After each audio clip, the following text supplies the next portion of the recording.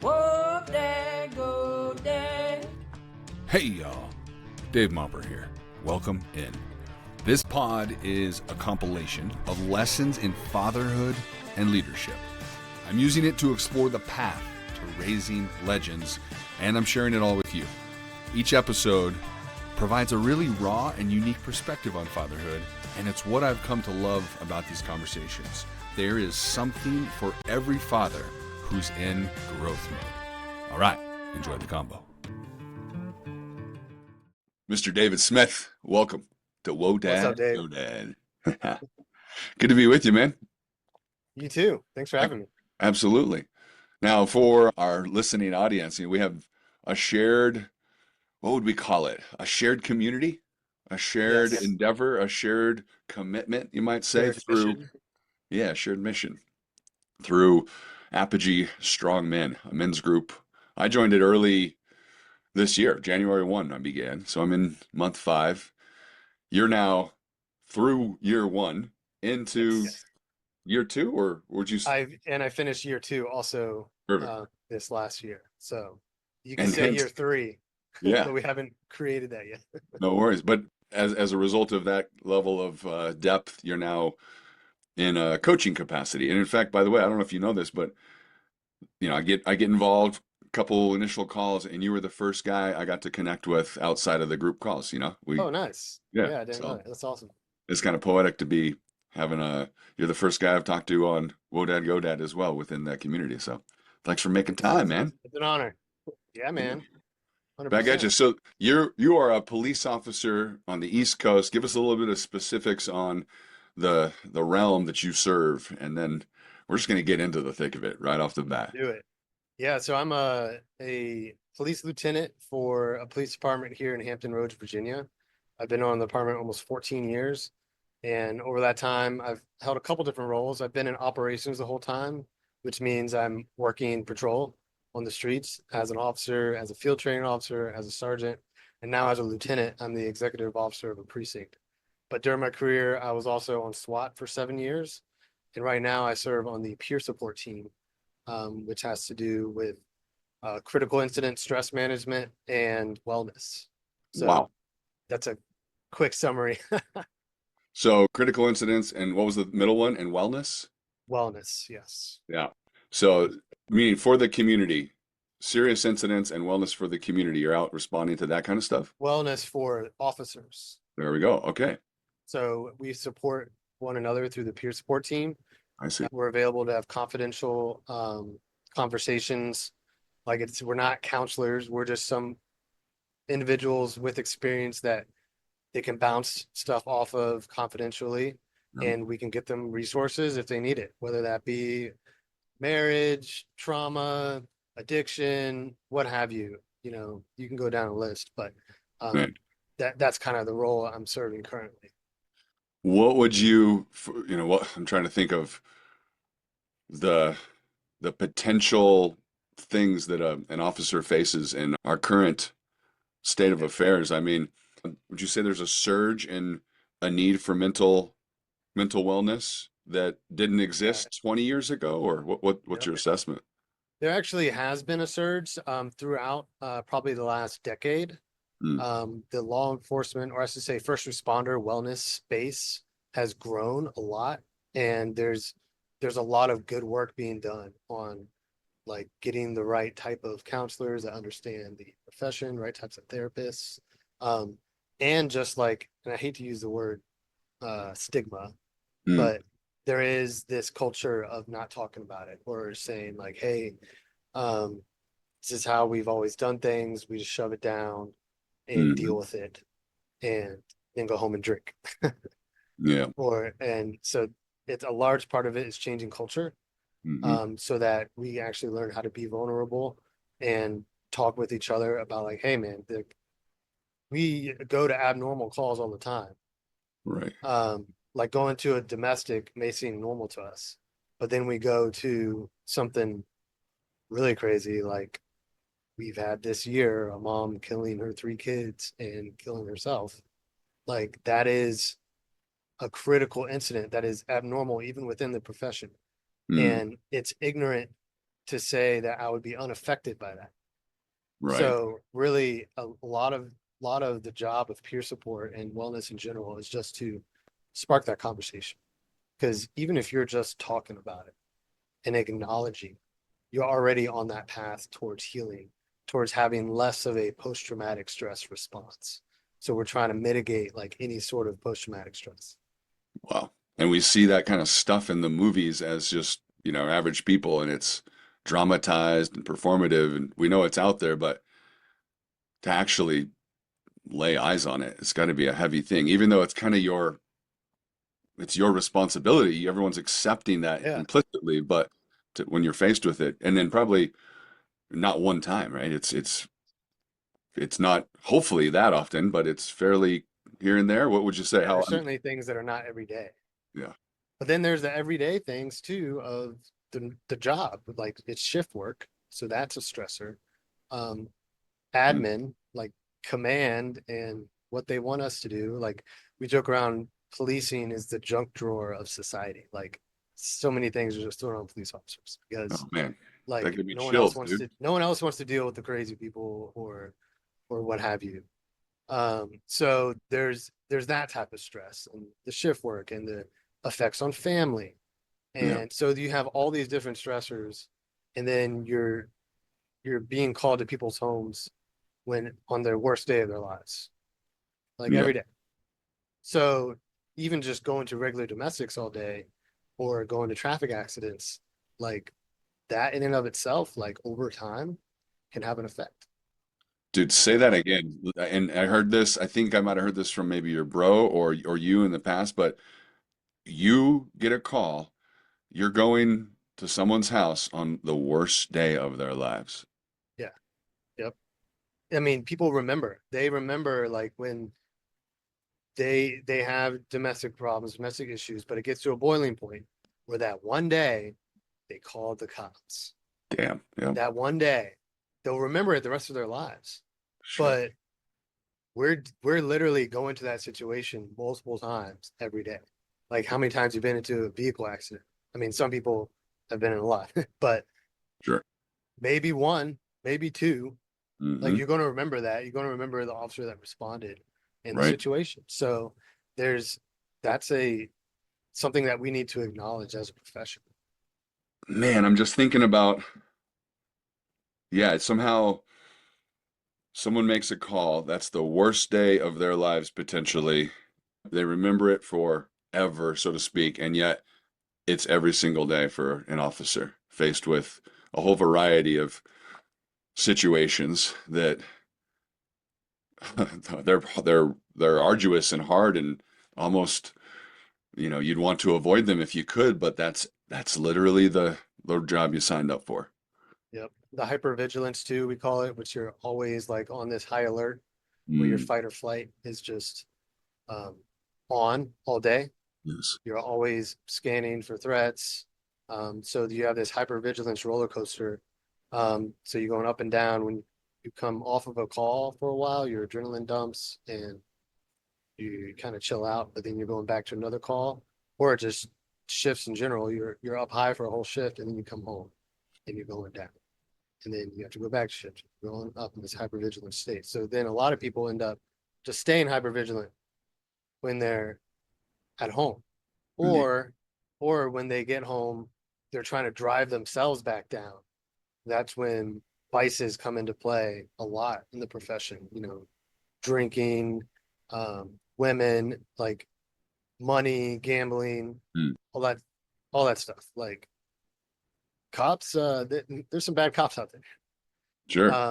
But all of that to say, I mean, the effect on family is like it's huge, and it takes uh, purpose and intention to fight against that.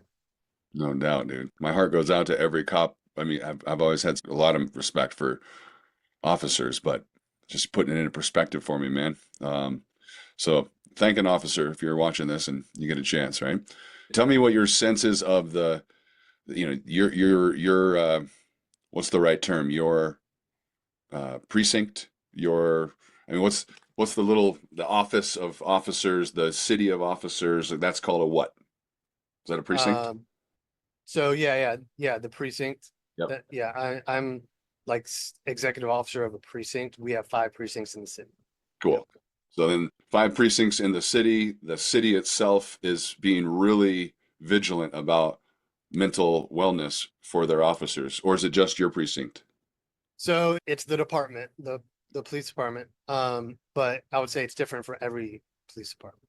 So Um, then zoom out with me a little bit further. Like, to what degree is the entire country elevating its awareness and its intentionality and, truly putting together programs to alleviate this massive, not burden, because but it could be a burden, but this massive dynamic that I suspect is not unique to your neck of the woods. It's yeah. everywhere across the country. Yep. And I'm extrapolating the ripple effect across the entire country where, a cop comes home, obviously it has ripple effect on their relationship, their kids, maybe their neighbors, the community, even outside of the role, if they're a positive community impact or they're just dragging the community down because they're overwhelmed, and then in the actual role, you're bringing positivity or negativity to every interaction, and then you got like the larger attitude that society has about cops, and there might be like a regional reputation, I would imagine, and then there's, of Yeah, course, you all can the above. with like the last 5 years, Mhm. this tussle between whether cops are good or bad, as whether we should defund the police and all that. And so there's obviously some really sensitive opinions and perspectives on a macro level. So I don't know. I mean, what's your sense of how much our nation realizes that there's a need for mental wellness? I think it's a steady incline. I think the current climate is pretty pro police. And it's gotten steadily better since the Mm, George Floyd era. Um, Actually, the defund the police movement had the opposite effect here locally. Like we were already kind of working towards getting a pay plan in place and a step plan and everything. So compression, I should say, compression with a step plan. So it ended up going through around that time, and we got massive raises. Like it was great. mm, So and then overall, as a country, the police departments, fire departments, EMS across the country are starting to have this push towards wellness, towards peer support, so that we have tons of different programs across the country, like departments building peer support teams. It's more of a norm now, as opposed to being uncommon, hmm which is great. Now, there's still a lot of work to do. There's still departments out there that don't have that. There's a lot of smaller rural departments that may have like 6 officers mm, and 1 chief, and they have to rely on a larger regional peer support team.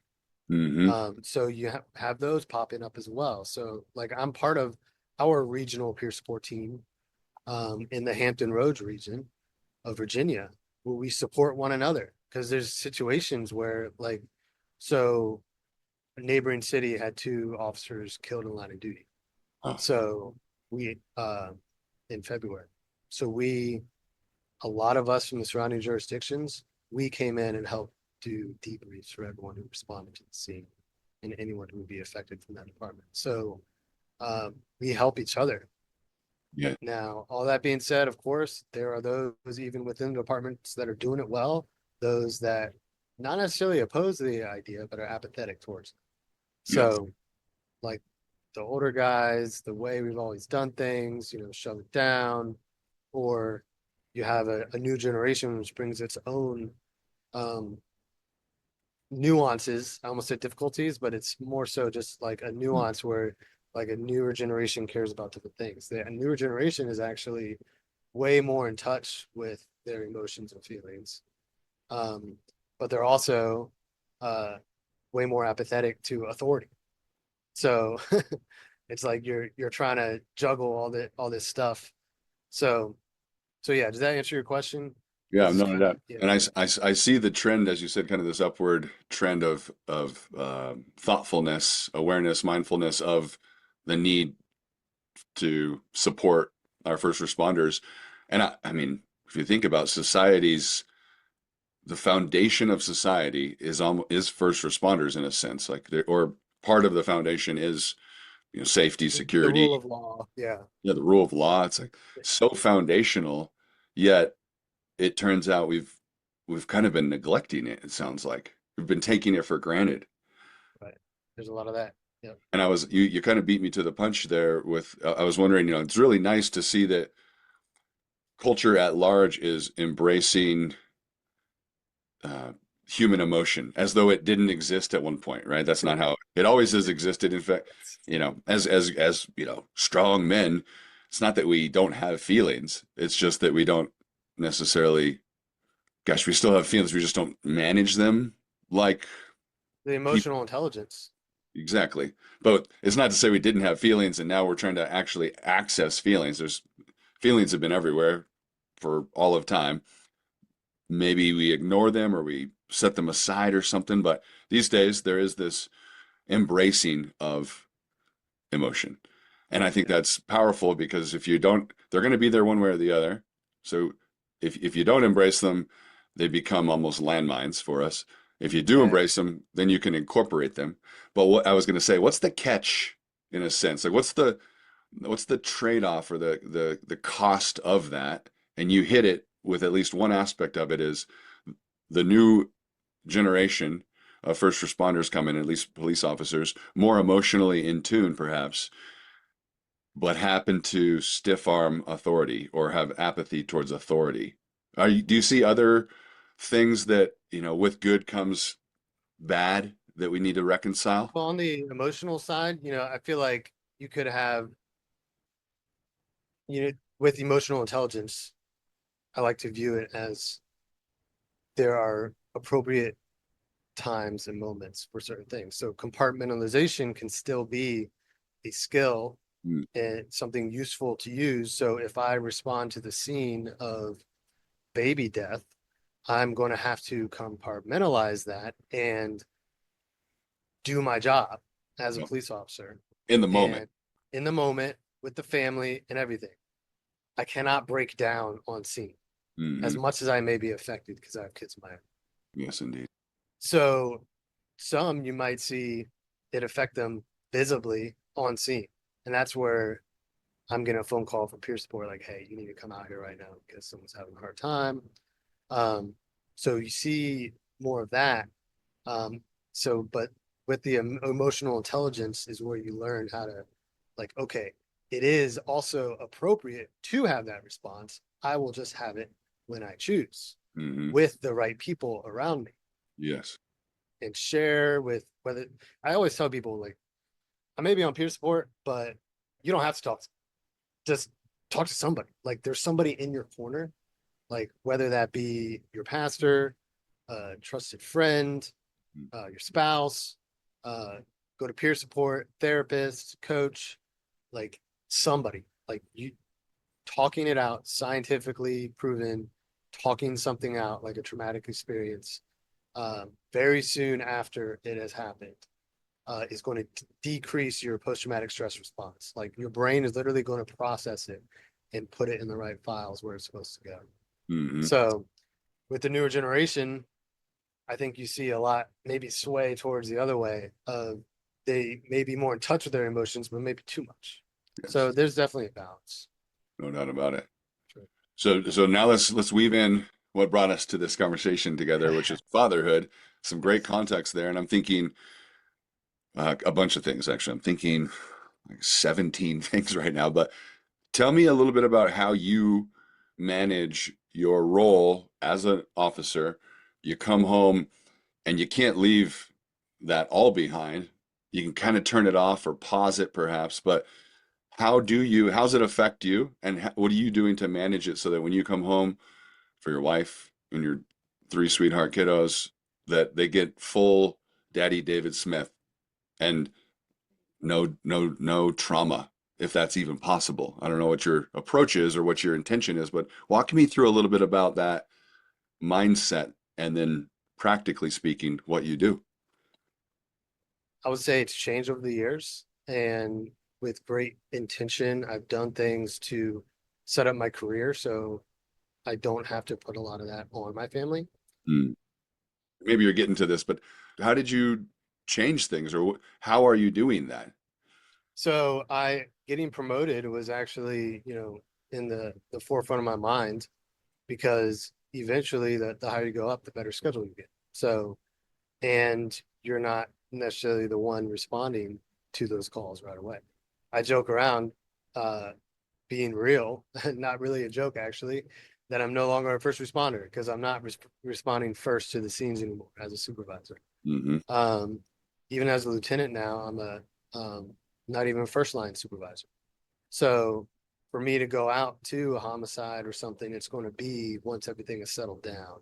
Um, there's still maybe those occasions that I'm close by and able to go, but over time, I think that like when I got when I had my first child, Lily, uh, I was on the SWAT team, and I had told Jessica, my wife, that when we were dating, because the year we started dating was when I got on SWAT. I was like, hey, when we have kids, I'll reassess everything because I know SWAT's crazy. It can be called out in the middle of the night or Yep. anytime during the day, like if something were to go down, like an armed barricade or a hostage situation or something. Yep. So I said I'll reassess things when we have kids, and because I knew that I didn't want to put that type of life on my children. Yep. I don't want to be a zombie all day after being called out in the middle of the night. I think those formative years are the most important. Like, I mean, the first 5 years especially, like so important to be present. So I did not come off the team with Lily. It was when Jessica was pregnant with Olivia, our second, was when I actually decided to finally come off the team. Mm. Now that year that Lily was born was also when I got promoted to sergeant. Mm. So I'm already setting up my career so that hey, I'm not like an officer on the street. I'm not working the shift work as much, coming home and bringing that home to my family. So in a large part, with great intention, I've set up so that I don't have to be in that place. Have those situations still happen? Yes, Yes. yes, it has. Even as a lieutenant, um, what I mentioned earlier with the neighboring jurisdiction lost two officers. I was I was affected by that. Um, is that actually happened at the precinct that I grew up across the street from. So I had already had kind of this personal connection. Mm. And so what I do in situations like that is I communicated with Jessica, like right away. Um, when the mom killed her kids, I texted her and told her like, hey, this happened. So she knows what I'm going to be like when I get home. Right. Now, a lot of everyday stuff, I'm able to utilize breath work to help turn my flight or flight into a calm restorative state, which is Hmm. your sympathetic system into a parasympathetic state, your nervous system. So breath work was really helped. And then the alter ego development that we learn in apogee, like that's huge, Wow. huge in I don't even in the wellness space that we've already talked about that is doing a lot of good work right now. I don't see anybody talking about the alter ego development and using artifacts and totems to help switch your mindset when you get home. Like, okay, now that I've brought the best qualities to the table as a police officer, now when I get home, I can use this totem or what have you to help turn my mindset to put on the best qualities of a father and a husband. So that's huge too. David, would you, I mean, I was thinking not every man listening to this is faced with, life or death in their role. But there's still, a lot of other jobs out there that are heavy and intense and taxing and, um, you know, maybe frustrating and Yep, pisses us off. And we come home and we bring that home. So absolutely. what would you, if you could give us the quick best practices of creating your alter ego for any father and then to put it into practice, what does that look like for, not just any dad, but, dads that are trying to be intentional and they don't want to necessarily bring adversity from their careers into their home life, but they want to honor the adversity because it's there for a reason. But so what's that process look like? Just walk us through maybe the few. So it definitely starts. I think the theme of alter egos is that having that intention, right? So, and to kind of explain it briefly, the alter ego effect. There's a book written on it. Can't recall his name off the top of my head, but he was a coach for Kobe Bryant, and Kobe Bryant developed the Mamba mindset based Mhm. off this. So when he got on the court, like that was his identity. Was That's his alter ego, is the Yes, mom. that was his alter Yes. ego. Yes. Exactly. And he was able to bring that energy to the court. Mm. So you also can think of it as like, when a child does a task, like they're assigned to do a task and they may not be excited about it. They're moping around doing it, but then you dress up that kid as Batman or a Mm. princess, and then they go do the same task. They're all of a sudden, they are not themselves anymore. They are Batman doing that task. Mm. Like, so it's literally that simple. So the way you kind of develop your own alter egos in these different areas of life, like we do in Apogee, we build out a board of directors. Like, okay, this guy is a father that I look up to. Uh, what are his qualities in fatherhood that I want to take on? Everything that's good about what he's doing that I want to take on. And it could be more than one person, take another father and build up these qualities and take that as your identity as a father. And then you can create it into your alter ego could be that person. Like, I Mm. want to be that person when I come home. Or like Kobe Bryant, he used an animal. So there's so many different ways you can do it, and the book goes into it so well. And so you build out these alter egos as a father, as a husband. Now you also could do that as an employee wherever you're at. So when you go to work, you're showing up with the best qualities. Alter ego as a leader. For me, it's actually a year after I did year one of Apogee. So I been over the alter ego effect. I'm starting to build out a business as a public speaker. So I sat down and started like, okay, let me build out an alter ego as a public speaker. Mhm. Because when I step on stage, like I'm not that person anymore. But so the whole thing about alter ego, like I started with, it all starts with intention. So you Mhm. start with that intention, then it becomes a habit, then it becomes a practice, then it becomes second nature, and then it becomes simply who you are. Like, Mhm. so yes, you're still Dave Mopper. Yes. Mhm. But eventually you're bringing that alter ego to the table so much, you just transition into those qualities anyway. Indeed. So it all starts with intention.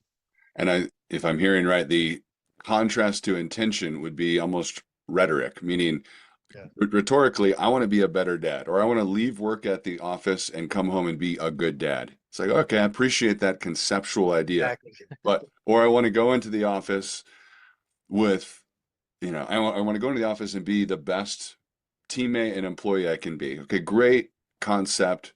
Rhetorically, you're there, but to actually make it real, you have Yeah. to envision yourself. What's it going to sound like? What's it going to look like walking through the room or the hallway? Yeah. You know, how, Exactly. how am I dressed? What are the, what are my, I don't know, what's the sound of my voice? What's the facial expressions that, and then embody those things. And it doesn't happen overnight, by the way, because as you're saying this, I'm like, damn, I should go tap back into the alter ego exercises, you Yeah. know, because they were so useful. But yet, although I do have my board of directors right here, Nice. just says That's that, awesome. yeah, it's right there, and I'm like, oh yeah, I don't know that I've truly accessed some of those characters and consistently put myself in, their mind. and then folded that into Dave Momper's new operating style as much as I could.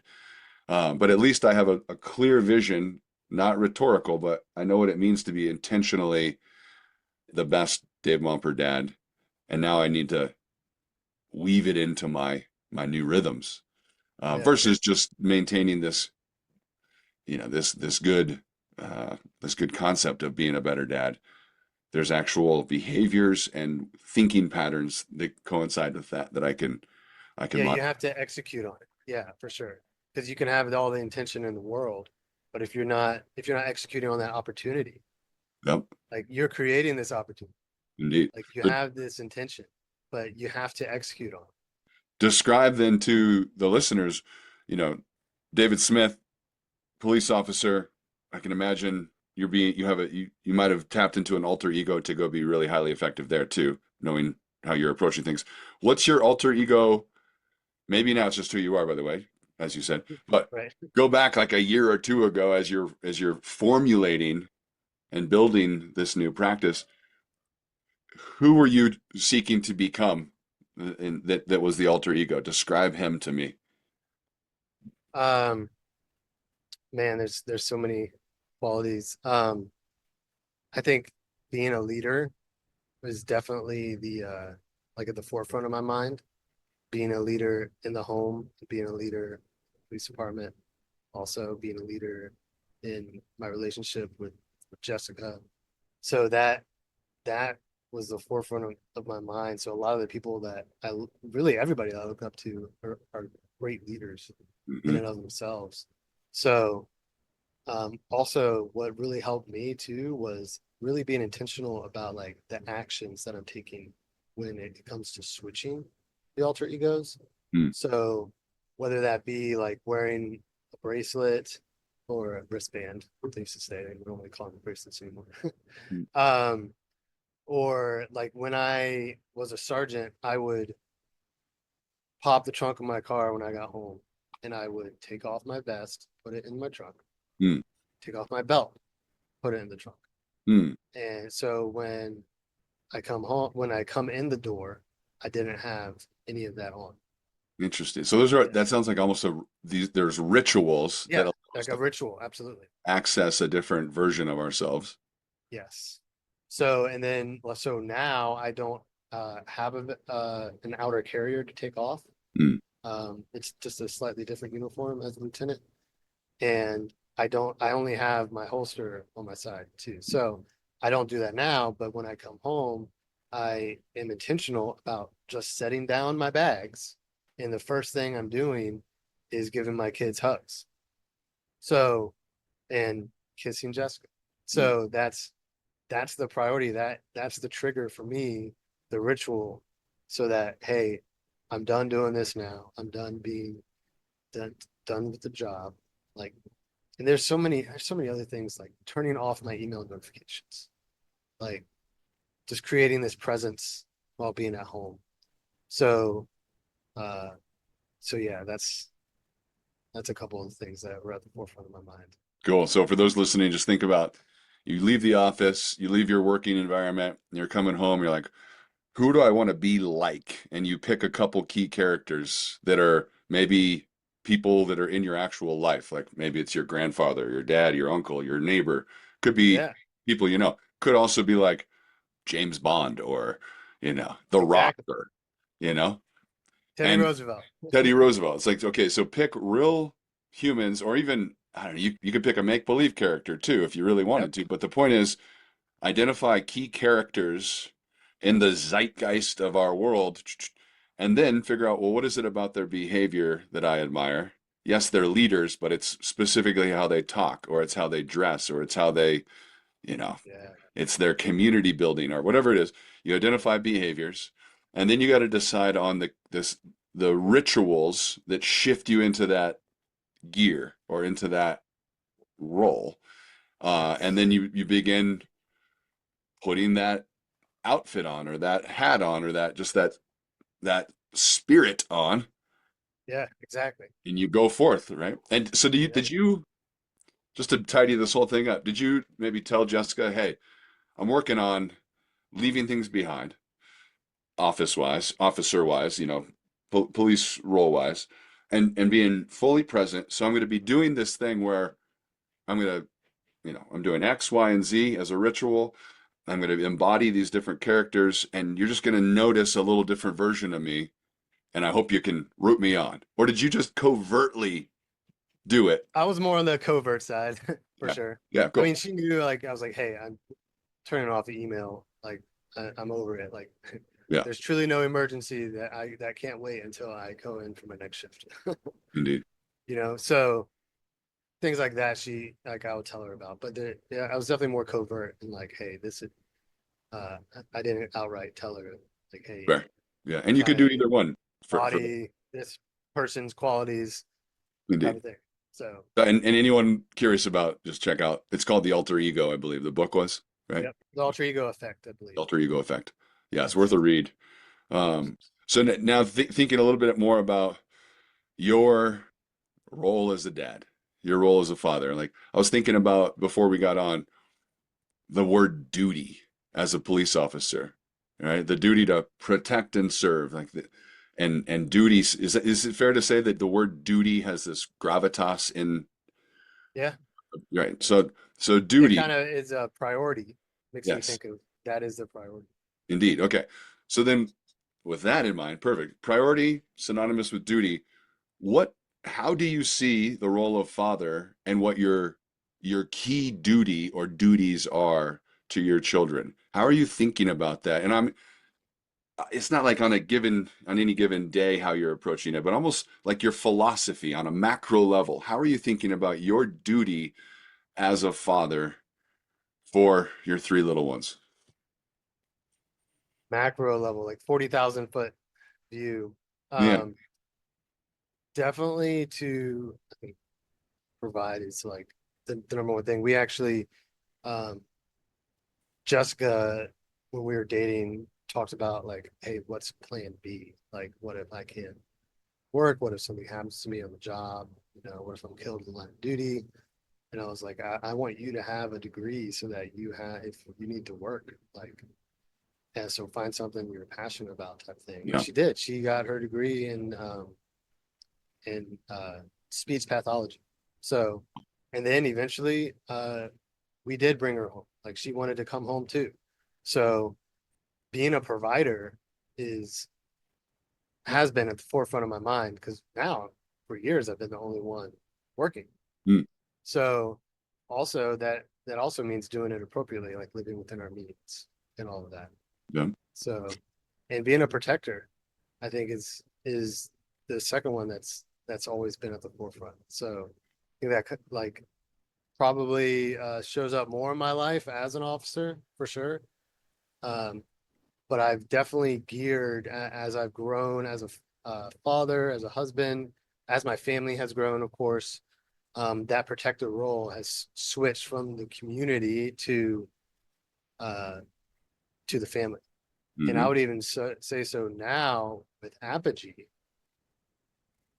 I don't know if it's been, or I'm trying to think of the right words, revealed to me or epiphany or what have you. But the most important part about being a protector is protecting yourself.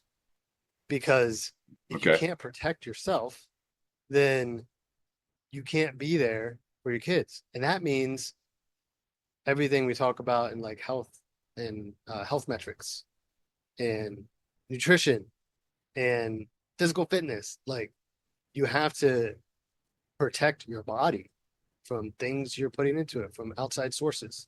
So you have to be that protector of yourself to be that best version for your family, to be able to protect, not to mention combat skills and proficient in weapons, whatever you may decide to do.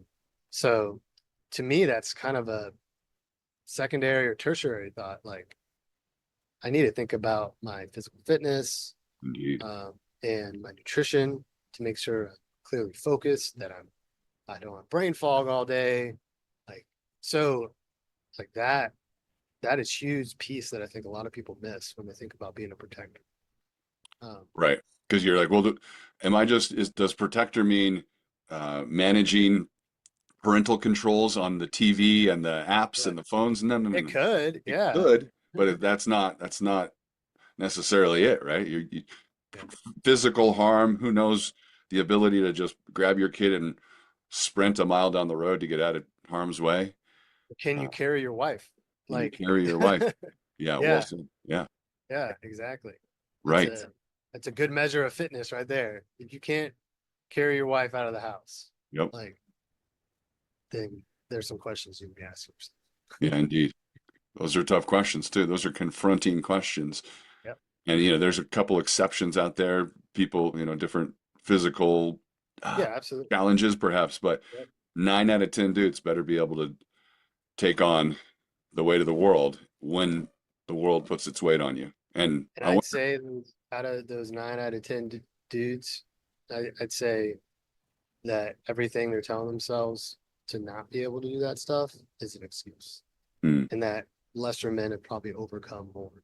mm, Um, if you have some sort of injuries and as an excuse, like things, people have been shot in the face and recovered.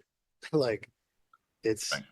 yeah. So it takes a lot to overcome stuff, but yes, that is still made, is your role as a father. And I'll tell you this, I I joined Apogee for probably a multitude of reasons, but the most important reason was a healing journey that I'm on and trying to get my body and my dude, I feel like the mind follows the body. Some might, does the body follow the mind or the mind follow the body? Yeah, good question. But my body I think I put it through the ringer, and I neglected it. And now, I'm realizing, man, if I did need to protect my kid or my wife, I have the heart, I have like the spirit, but do I have the physical capacity that's my full potential? And it's not quite there, to be real with you. So my gesture to the universe in joining Apogee was, and then tactically speaking, I was like, I know I'm going to come across the right people to help me solve this little puzzle, and it won't be exclusively via Apogee. And I've made some great headway. I haven't drank nearly all year since the first of the Fantastic. year. Yeah. My wife is like, "You look so lean." Poison. Yeah, it really is. It really is. And I've been just really thoughtful about my nutrition, and that's almost all I've changed. I just, I guess I haven't even started it. I just received a whole package of supplements that were custom tailored for me per my Nice. blood work and all these readings with my, Oh, that's really good. Yeah, yeah. And that's because huge. I realize my issue is more than likely, I don't know, maybe it's 80-20, but 80% on a cellular level, mitochondrial level, just some things that are miscalibrated. If I Yeah, can get those in line, and then of course you got to be putting in the work and pushing weight around and going for, I live close to a bunch of trails, being, in Colorado, I should be hiking every day and rucking and carrying my kid around. So that's literally, I'm like, I got a lot of good things in my world kind of situated, and I can amplify all of those as long as I solve for my physical, yeah, right? So I'm doubling down on yeah. It affects everything. right, dude. I mean, and it's a mental battle. Like, if you don't feel good in your body, uh, every single day, I'm like, well, sucks to be you. You still got to do X, Y, and Z, man. Like, you got to go. Exactly. But I Absolutely. literally have this. I have an argument with myself in the morning, uh, probably 6 times throughout the day, and the mental battle is the I real did. battle. I did too. This very morning. Yeah, I I saw wake your up post and too. You were grinding early, dude. yeah, I woke up and didn't want to go. I didn't want to go to the gym, No. but it was super easy just to say, hey, I'm just gonna, even though I'm awake, I'm just gonna stay here Yep. and read a book or something and or play a game. Like, but I did what I told myself I was going to do, Indeed. and I went to the gym. So, and it wasn't that fun either because I had to cut it short because the showers are out, the precincts. Oh, So that's I had to make it back home to shower and then go to this class I'm taking. So yeah, I mean, things happen, but hey, I was there and I got my body moving, and I got most of it done. So yeah, man. Take me back to the provider side of this duty, and of course, you want to provide food, Yep, yep. sustenance, right? You want to provide shelter. You want to provide clothes and shoes, and you want to provide some fun. Take them to the movies, or Yeah, yeah. go have some, pizza and ice cream or whatever your kids are into. Um, on more of a skill set and character level, what do you feel like, thinking about your kiddos? They're 6, 4, and 1. I Yep, mean, yep. they're still in their innocent, where just let their imagination run. Absolutely. You're laying some groundwork, I suspect, but it's not explicit lessons in like grit and adversity but Yeah, exactly. There's definitely groundwork being laid. yeah. But So, but take us in the next 5 years, the next 10 years. What will you seek to provide them that will be foundational for them, beyond your tutelage as their father? Because one day they leave the house and you want to set them up for success. So you and Jessica sit down, and maybe you have, maybe you haven't, but what would you say are the 3 to 5 key things you want to provide them that they almost, once they have it, they have it forever, and they're on their way? What are those for you? well, I all those things that you listed about what we provide, what I was actually thinking of uh there is providing myself to them. Hmm. I think so many fathers are not present, even though they have all the availability in the world. They're not present with their kids. They're taking their time off as an opportunity to go golfing with friends or whatever addiction or vice they may have, um, to get away. But so that's been on the forefront of my mind. I mean, even with um, coming off the SWAT team, like I mentioned, my career progression.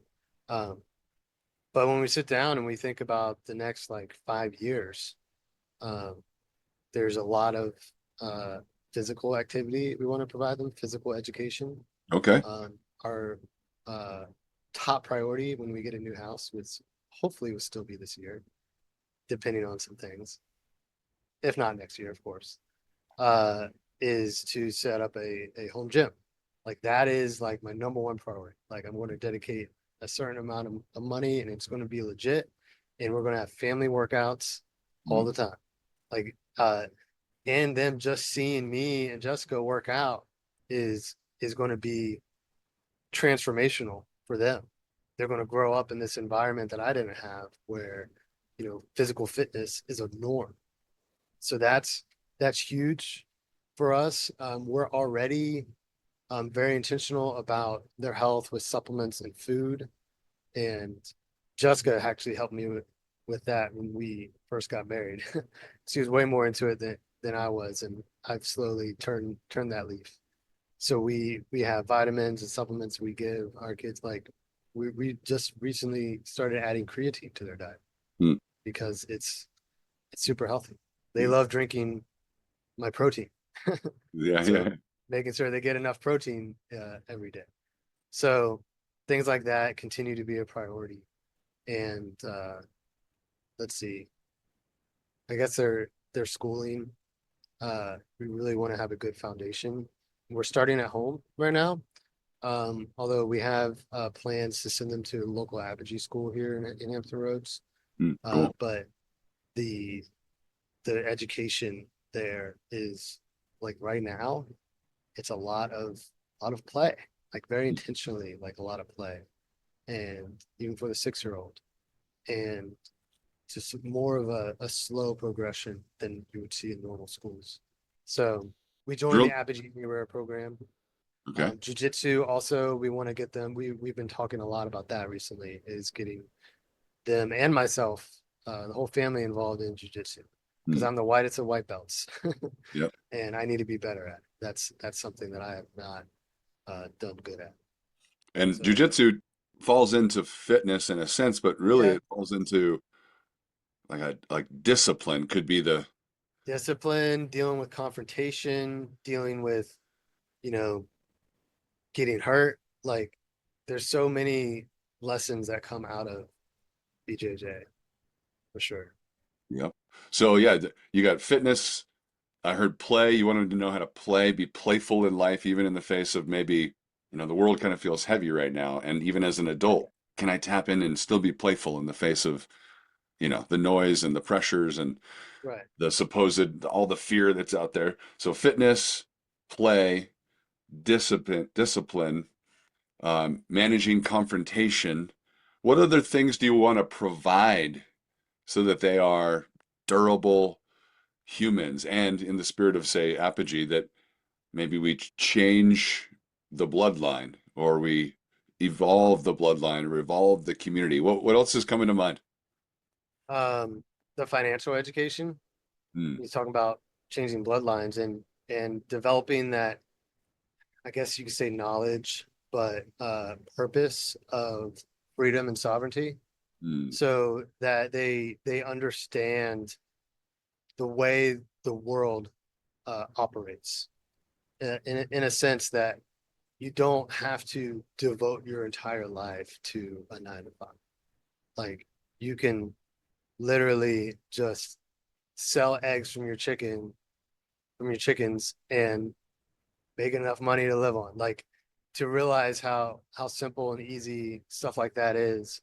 Hmm. So that is part of the plan, is to have a small homestead Cool. where they can grow up on and learn those different like entrepreneurial pieces. So they learn like, okay, I don't have to be reliant on a boss. Yes. Like I don't have to be restricted to shift work. Or now if they want to do that, great, we'll figure that out. But as long as they understand like the what freedom and sovereignty is, like that's huge. And I love that idea that, there's a lot of ways to live well that don't require a 9 to 5, Yeah. contingent on you not getting lured into this idea that, say, happiness or fulfillment or success is consuming a bunch of stuff Yeah. and living, like those people over there, like back in our, probably our parents would say, keeping up with the Joneses. These days, like Right. keeping up with Right. the Kardashians. I guess Exactly. that's, I guess that's why they called that show that. But so I suppose, what is that that characteristic that we need to teach our kids so that they don't get swept up in all this, like, pageantry of life, and that they stay not simple and not necessarily humble, although those things could be great attributes. It's like, what are we really trying to teach them so that then they have the freedom to be entrepreneurs, and there's a lot of ways to be self-employed and make that work, as long as you don't get into debt and try to go on you know, a yacht vacation every other month or whatever. So I mean, what do we want to teach our kids so that then entrepreneurship actually is very accessible and they don't get caught up in that churn and ground down and spit out? Right. I think actually the uh, an open growth mindset Hmm. is key to all of that. So when you're open minded and not closed minded, you don't think this is the only way. Like you don't have blinders on to think that like, hey, this is the only way to live life. I see the Joneses over there, and that is the one way and the only way. Hmm. I want them to have this open mind where, like, hey, this think about what you need to be happy. What what is your happiness relying on? Um, what opportunities can I take to grow and to develop and to learn more? I think it starts there, so that you don't get stuck in one way of living, because inevitably, like, nothing's supposed to last forever. Nothing will last forever. Any job you're in, it's going to end one day. Any house you're living in, either you're going or the house is going, or what have you, Hmm. or a different opportunity comes up. So I think having that that growth mindset and that open mind will really help prepare them for any way of life. That's nicely said. I wrote down like the comparison trap Mhm. as the contrast, perhaps, and I was like, well, what's the contrast of comparison? You said growth mindset. I wrote like self-love, self-confidence, self-acceptance in a sense, Yeah. which the growth mindset either leads to that or this leads to the growth mindset. I'm not sure. They're coupled in some way. Yeah, absolutely. Yeah. I, yeah, I think the the self-love, I mean, it kind of sounds cliche, but believing in yourself like is something that I feel like I didn't have growing up. Like I Mm. had to develop that as an adult. Um, Even more on the recent side, like to actually believe in myself and as opposed to not living my life with this aimless ambition of proving myself to others. Like, no, I need to prove myself to me and only me. So that's the type of mindset I want my kids to have. For sure. Like, and it is self-love.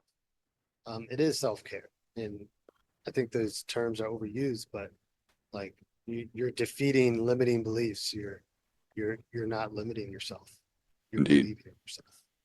And simultaneously, we want them to somehow simultaneously, we also want them to like pursue, high performance in their, not everywhere. They don't need Yeah, to be, but we want them to be striving for high performance. perfection Yeah, and high performers. And we want to build that spirit of yearning and the pursuit. So self-acceptance doesn't mean apathy, yeah. but It so there's actually it develops more responsibility, honestly, because you find out that you're the only one responsible for your success or failure. true. Or so Ah, interesting. So that might, it's like personal responsibilities in there as like, I'm wondering, I'm trying to get to the root of it, just philosophally yeah, wandering. yeah. It's like, what's the root of this all? Is it Well, personal it goes back responsibility? to freedom. Like what what is freedom? Like Mm, when you're ultimately free, that the weight of responsibility is almost unbearable.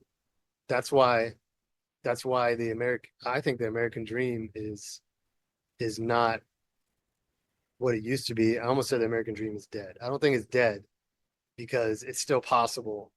But the original American dream is to live a free life. Like I like live with my family, worship the God I want to worship, and not be limited by anybody. Now the American dream is to come to America and become a slave to your 9 to 5 job and literally sign your life up for a retirement. So that this pursuit of freedom comes with this weight of responsibility that um, I think is the ultimate American dream.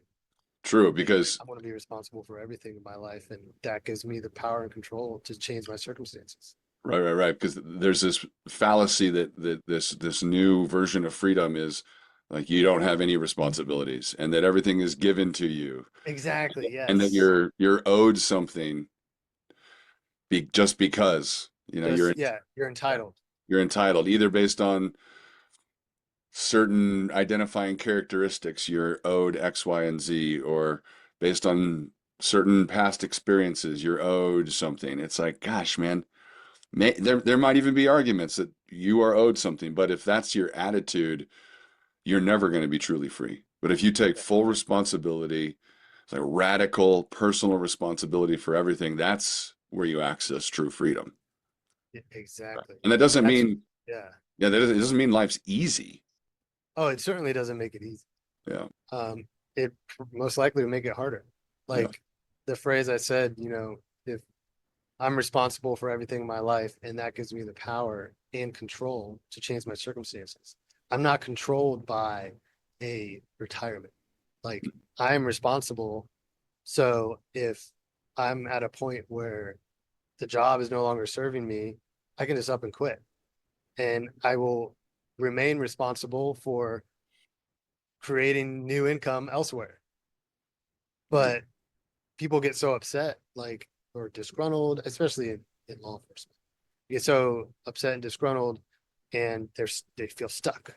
they're stuck in this until retirement and stuff like that. But if you are truly responsible for everything in your life, you have the power and control to change your circumstances. Right. So at the end of the day, that's the type of radical responsibility and freedom that I want my kids to have. Hell yeah. Hell yeah. Yeah, hell yeah. That's it, man. Yes. Damn. So good. All right. So I'm thinking about a couple places to go with Absolutely. the remainder of our time. I'm just maybe this is going to be kind of a hard left, but in the realm of what we've been talking about, as a lieutenant, you're in the law enforcement space, and I think the dangers that kiddos might have been subject to historically compared to what they are today, in a way, they're no different, but they're exacerbated perhaps. But I just want get real with me as a father. I've got he's 20 months old as of us recording today, so a little ahead of your guy, but we're right there in the thick of it together with the youngsters. For anybody else listening, like, what are the front and center dangers, or how are those dangers showing up in our current modern world that we should be attuned to? There's social media, and there's sex trafficking, and there's just all these things that we sound, you almost don't want to let your kid out of the house Yeah, because there's exactly. so what are the real things if you were, maybe you're up in front of an audience of parents, and you're giving a keynote, you're stepping into your role as a keynote speaker, and you're like, here are the three things I want all parents to just be aware of, not be scared of, but to be aware of, attuned to, because these are the vulnerabilities in our current world. What are those from your Yeah, policing really. perspective? Yeah, at the forefront of my mind, you already mentioned social media. Mhm. I think the awareness around that is gaining traction. It's taken longer than it probably should have. But like the book, The Anxious Generation, I haven't read it yet, but I've heard tons of good things. And also what opened my mind to it was the documentary on Netflix, The Social Dilemma. Mhm. And it's so the algorithm is so geared towards um like just getting your attention. Just Capturing your attention. capturing your attention. Yes. Like literally it's measuring the seconds you're hovering over a photo before you scroll to the next one. Right. Like so it knows you stayed on that one for 3 seconds as opposed to this one for 1 second. So it'll show you something similar to the one that you were at for 3 seconds. Like Indeed. it's wild how nuanced the algorithm is. So that creates, this heavy dopamine hits, and then you're getting it at a super young age, and that's not how we're meant to grow up. We're not meant to grow up being Mm. exposed to all the knowledge and information in the world Mm. Mm. that has ever existed in the palm of our hand. Like we're not meant to grow. We're not designed to grow up with that. So I think like that's a huge danger. Um, and with that comes like so much, all the child predators, the sex trafficking stuff you mentioned, like the social media is the go-to for that. And I'm not talking like, yes, Facebook, yes, Instagram, like all the main ones, but there's so many now, it's ridiculous that you have no idea what's on your kid's phone. Right. Now there's texting apps that is designed to look like you're a camera app or something, Mm. and or just a game.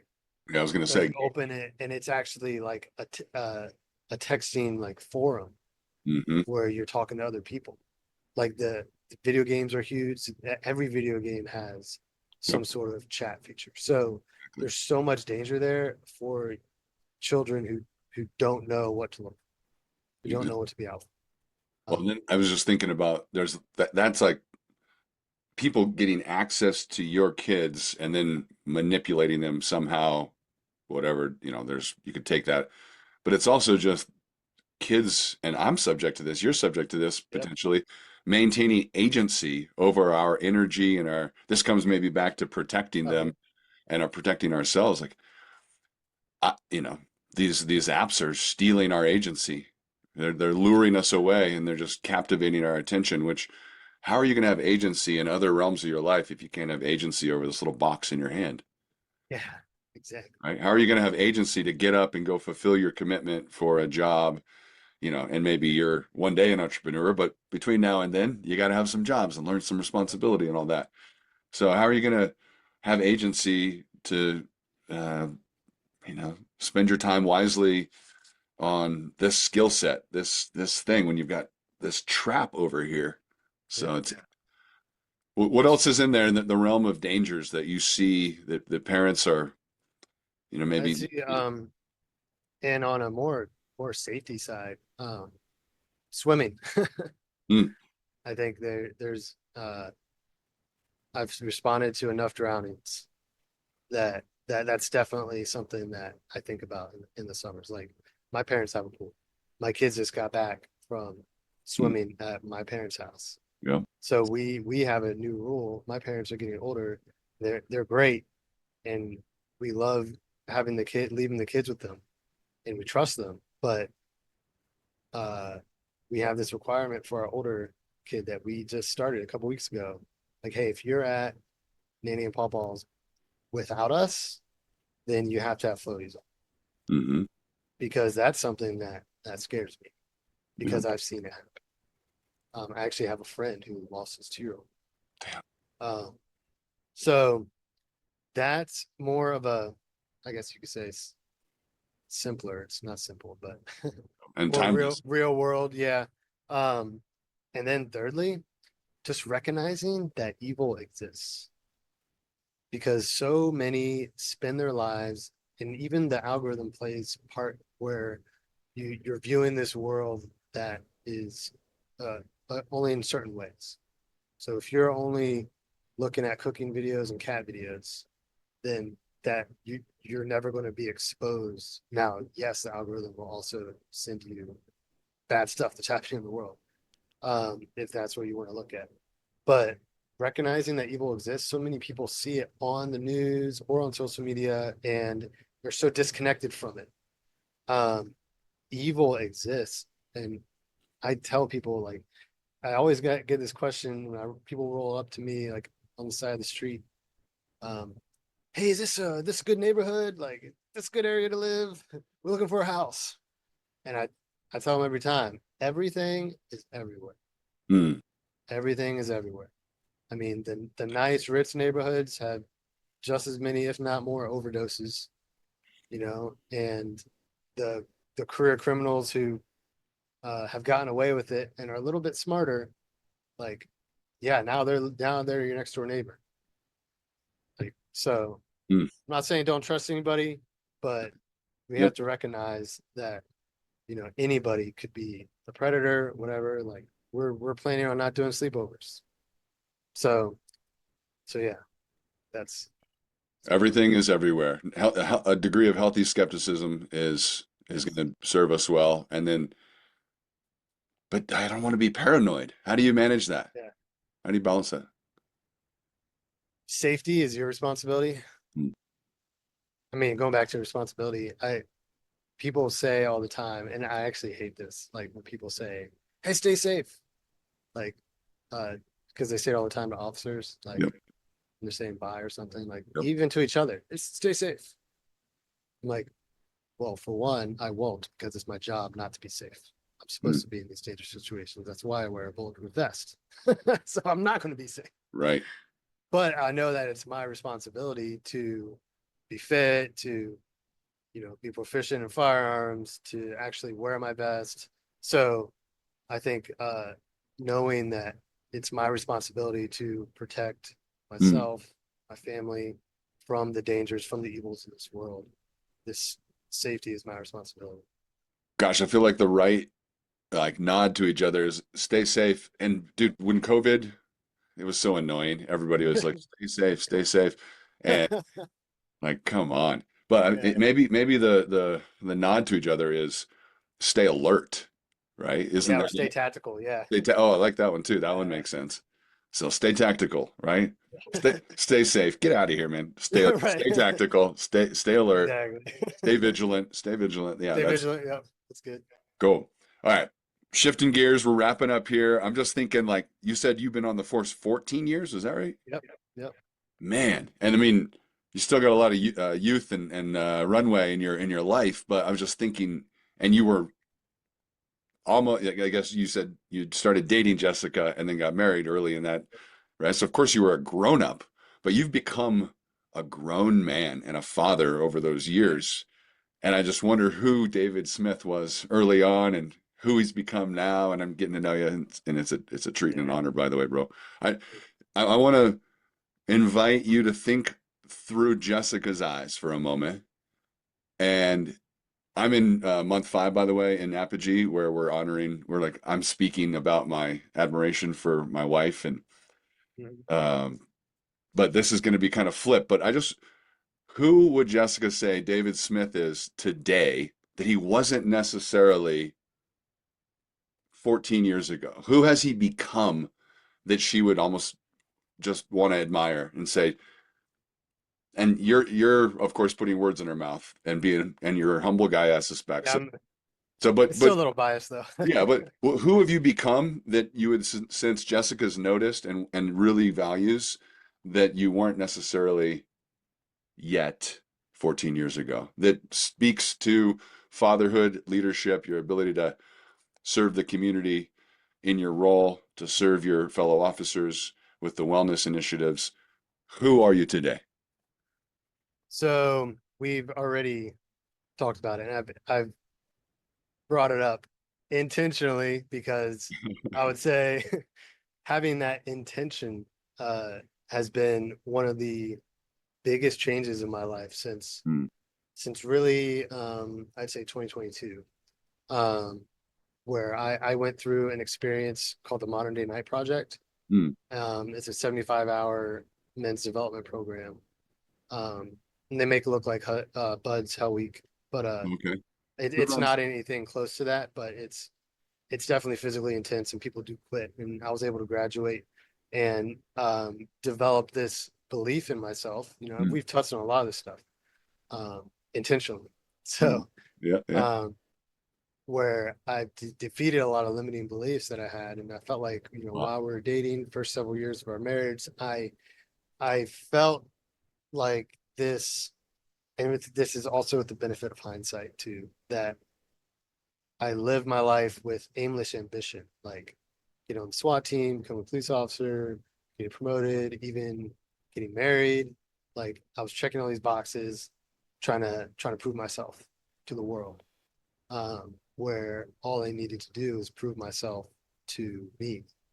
Mm, So now that I have done that, I think the project really helped me discover that about myself that I didn't need to. Like I'm just good enough as I am.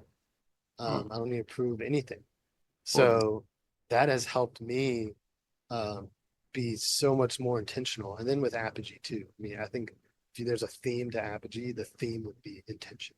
yeah. Um, so now I'm at every step of life is so intentional. Like Mm, everything we do as a couple, as parents, everything part of my job, like everything is so intentional now that it's really transformed our lives. mm. So So Jessica's like, man, my husband, David Smith, he's an intentional man. He's centered. He's focused. What else did I hear in there? He's present. Is there a yeah. fifth? What else is she saying? Uh I don't know. Honest. He's handsome and dapper. I saw that I saw that gala. Yeah, that's true. Yep. I'll take that. Yeah, you got it, man. I'd say more honest with myself Dude. too. So more honest about my shortcomings, more vulnerable, Mm, for sure. I think a lot of that has come with like just more self-acceptance, more indeed. self-belief. I think that's come as part of it. Beautiful, man. Well, props to making those strides and pursuing the journey. Final question. Okay. Final question. I want you to picture decades from now. You got Lily, Olivia, Jack. They're sitting around a campfire, reminiscing about their father. you're nowhere to be found. Maybe you've moved on into the next realm, but they're honoring the man that was their father, and they're describing you in three particular ways and telling tales of those attributes. What are you known for, and what does it sound like for them to honor you? Being there. I definitely want to be known as being the dad that was there, you know, uh, for every part of their lives, every step of the way. So whether that be now, they don't may not remember it, but I'm still there. I'm still in all the pictures. I'm Hmm. still at all the birthday parties, you know. Um, and man, I just had something. What was it? Can you wait, rephrase the question again? Imagine That they're may bring sitting it on a back. campfire. Oh, They're yes. Yep. Everything. I'd say the second one would be adventurous too. Like Mm, we did adventurous things together. I think that's a huge part of well, just being a man in general. I think we need to have that adventure. We hmm need to get out there and have fun in nature specifically too. hmm So we have plans that when the youngest Jack is old enough, like we're going to do road trips, like as far as our homeschool. Like there's so many Oh, historical sites like within driving distance, oh, for stuff sure. like that. Like Yes. that's being having that adventurous spirit. Like I want them to take that away uh, from me too. Cool. Present, adventurous. Give me a third. Let's see. I feel like I had one. I'm hearing them talk right now, getting dinner Awesome. together. Yeah, right. Um, present, adventurous, and man, I almost want to say intentional, but we've done that already. Yeah. I think being real and vulnerable, Mm. I think would be huge Oh, wow. because especially when they get older, I want them to know all my shortcomings, all my failures, Mm. because we're all just human. And um, if they can see that dad is messed up, then it's okay if they mess up. You know what I mean? So Well, I just I think think about that's all the kiddos who grow up and they're like, I don't know how my dad felt about that. He just never really showed his true right. colors. So, Exactly. to be authentic and raw and vulnerable, that means something, man. And And you're yeah, I do think there's this drive to like be the be the perfect, yeah. like nothing can touch me type of thing. Yep. But that goes back to the beginning, like of shoving it all down Hmm. and stuff. And we're not teaching any emotional intelligence that way. Right, right, right. So I think them to see the raw, to see the vulnerable, to which then they could recognize it in themselves, like it's going to be like something they carry with the rest of their lives. No doubt about it.